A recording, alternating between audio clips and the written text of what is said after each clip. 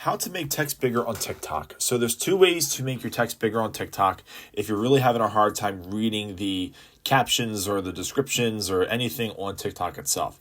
So the first way to do that is to go and find your settings, and you want to scroll down until you see accessibility, and then go to display and text size.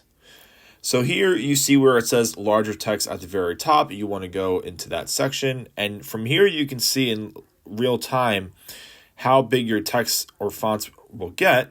But keep in mind that this will affect your entire phone. So every app, every message, everything in your phone will adjust to that text size. But if you just want to go to TikTok and change that specifically, what we can do is go back out here and come out of your settings, go find your TikTok app, and in the app itself, you can change it. So once you're in your app, go to your profile at the far right side, and then go to the three bars at the top right side.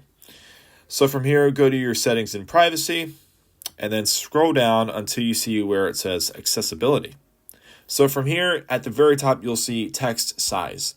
So you'll be able to adjust the text size just in the app itself, and that is it. So hopefully that will be a little bit easier for you to read. And that's it. That's how you would adjust the text size